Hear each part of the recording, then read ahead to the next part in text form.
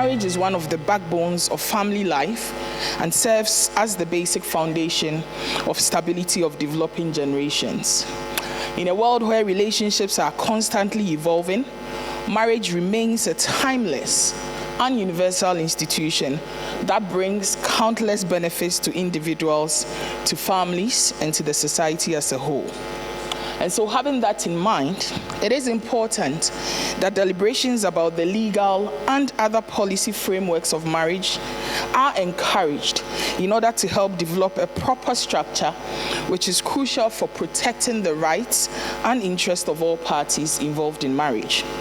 We must therefore recognize exactly how we as Ghanaians we wish to define the marriage institution, seek its in structural integrity, and root out gaps within the administrative structure of marriage in Ghana. And so, Madam Chairperson, I believe that marriage governance should concern itself with not only being formalized in written law, but should also move towards accessible and reliable systematic structure.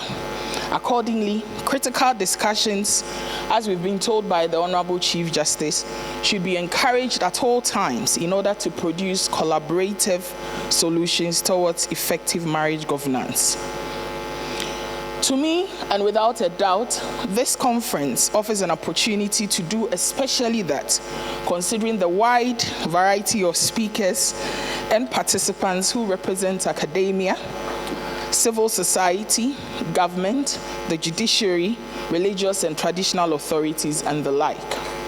This representation is vital for me to ensure that the outcomes of our deliberation should not reflect views or values of foreigners, but should reflect the values, the traditions of us as Ghanaians, and uphold our rights as a people. The conversation we would initiate here would have the potential to shape our policies that impact countless lives.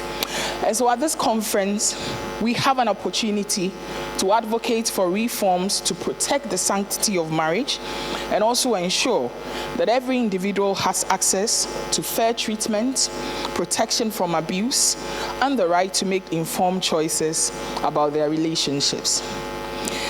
This has become imperative, taking account of the fact that, as Madam Chairperson indicated, the substantive law on marriage has not changed since 1884, when the first legislation on marriage was passed.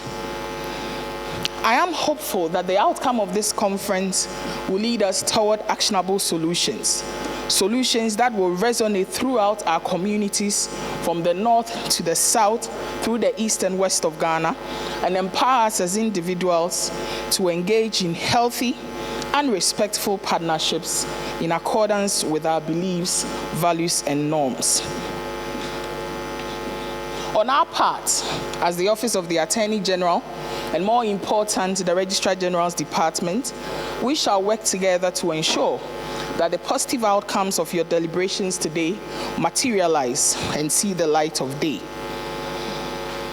The Registrar General's Department, together with our office, are working together through the introduction of technology and advanced mechanisms to ensure an inexpensive, a seamless, and swift process of marriage administration in Ghana. Allow me to take this opportunity to commend Marriage Rights Ghana for their foresight and effort in collaborating with our office to put this one-of-a-kind conference together. I strongly hope and believe that this will not be the last of its kind, but rather the beginning of greater ones to come. Your attention and commitment to fostering awareness and understanding around the complexities of marriage governance is highly commendable. Indeed, all manner of advocacy to and advocacy for equitable practices and policies in marriage governance must be encouraged. And so I'm hopeful that today's conference, through the invaluable contribution of very distinguished speakers and participants that I've seen here, these nuances of marriage will become clear to us. I see some of the exciting topics to include the licensing of churches and pastors for marriages. And this, I would want to stress that Because if our office hasn't registered you and your church premises, you may end up like how my husband said. In fact, the marriage in the church didn't necessarily mean we were contracting an ordinance marriage. Challenges of registering customary law and Mohammedan marriages. I think, Madam Chair, you stressed a bit about if you marry under the Mohammedan marriage, within a week, you should register it. What is the effect if you don't register it within that 1 week? We need to discuss some of these issues. We also have protecting your private property in marriage, the role of marriage counselors in divorce suits. I really want to hear the bit about the counselors bit in divorce suits, how they contribute or otherwise to divorce or establishing marriage, etc. And so please, distinguished participants, may I urge all of us to have the temerity and the commensurate humility to learn, unlearn, and relearn some truths at this conference. In conclusion, I dare say that if we wish to bring about any change, then this conference serves as a step in the right direction.